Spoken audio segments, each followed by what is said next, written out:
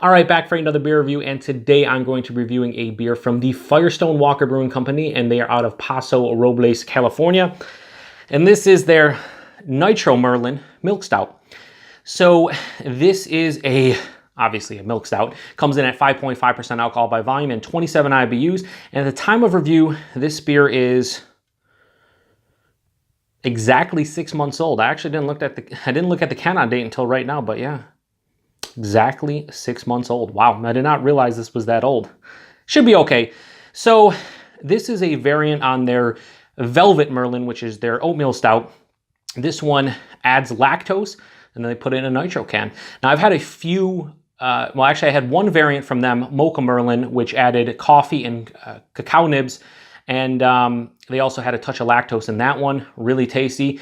And then their Velvet Merlin, which is their barrel-aged offering of this beer.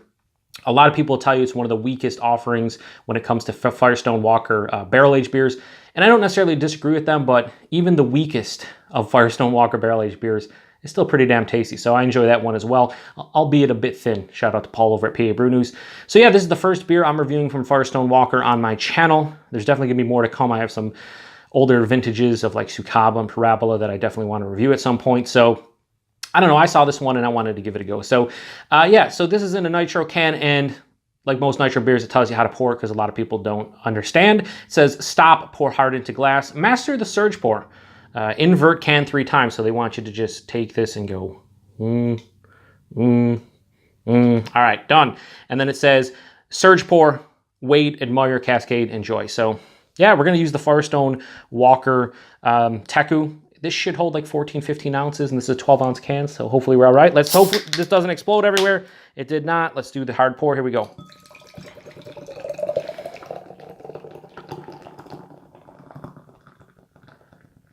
Uh-oh. We all right?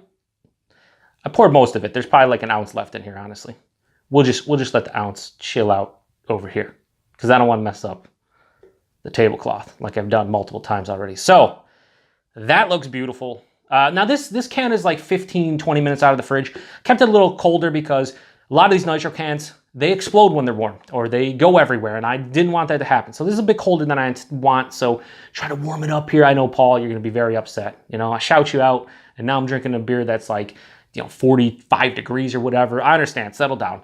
Anyway, that's a beautiful beer. About a 3-finger of this really tan looking head. It just looks beautiful, tightly compact. I mean, it's a nitro beer, right? That beer is like a very dark brown.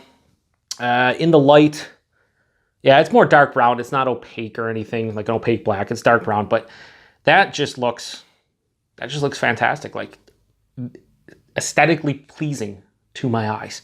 Anyway, let's get a nose on it. If you're not inhaling the beer when you go for the aroma, you're doing it wrong.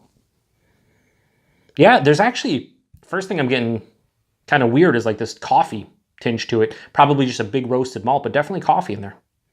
Like a coffee ester. Little bit of that lactose sweetness. And a lot of like milk chocolate.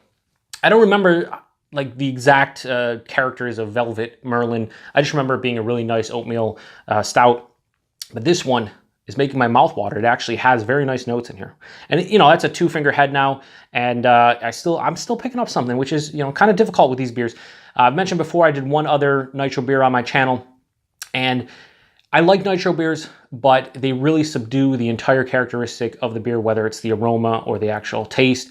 But they add the creaminess and the mouthfeel and the body and whatnot. So it's one of those things, well, not the body, they're usually still kind of thin, but the mouthfeel, the creaminess from the nitro, it's just fantastic. But this one's a little bit more aromatic. So yeah, milk chocolate, some coffee, definitely that lactose borderline on vanilla. Maybe like a touch of caramel. But this smells pretty good. Doesn't smell like anything mind-blowing, but at the same time, yeah, pretty tasty. So let's get into it. Cheers.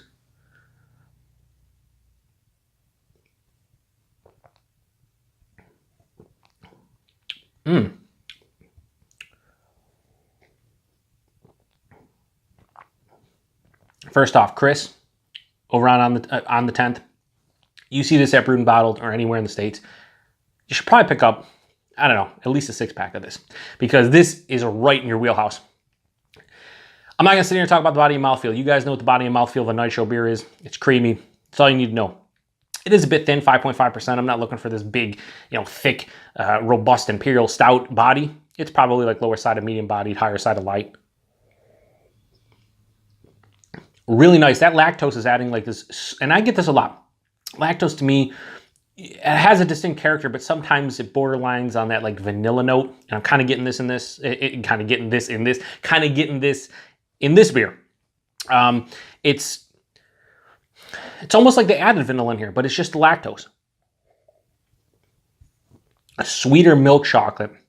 Maybe not to like a Hershey's level of milk chocolate, but definitely a nice milk chocolate in here.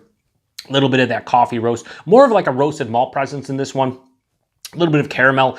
It has very nice flavors. And this one does not seem as subdued as so many nitro beers. This one actually seems like it has a decent amount of flavor. I'll pour the rest in, whatever. What do you get? An ounce, ounce and a half? Yeah, not much. Can't waste any. But yeah, listen, this is not the most complex beer in the world. And I don't think it pretends to be. But what it lacks for in complexity makes up in just flavor. Enjoyable. Very, very enjoyable. This is one of the better nitro beers I've had lately. At the top of the food chain of nitro beers for me, Left Hand Milk Stout. That will always probably be the king.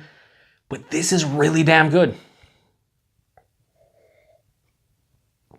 Now I'm ready to rate it because I'm going to drink this entire fucking can, like on camera. And I don't want to do that right now. What is it? The Nitro Merlin Milk Stout from Firestone Walker, 4.25 out of 5. This is damn tasty. This is almost a 4.5 for me. I think for somebody like Chris, he would think this is amazing. And I couldn't blame him because it is pretty damn tasty. Even it being a bit cooler, it still has a decent amount of flavor, so that's good. Yeah, I'm really digging this one. If you guys see this, if you get Firestone Walker, check this one out, especially if you like nitro beers. I can't, maybe this was like $2.50 a can. It wasn't expensive. Certainly not for a Firestone Walker product. A lot of their base beers are well priced. So if you see this beer in your neck of the woods and you like nitro beers, give it a go. And Chris, come over the river. Come over the river and pick up a 6-pack of this. You will not be disappointed. So yeah, that does it for another beer review. Appreciate you all stopping by. And until the next one, cheers. The one thing I will say though is 6 months. I don't know what this tastes like super fresh, but can't imagine tasting any better. So cheers.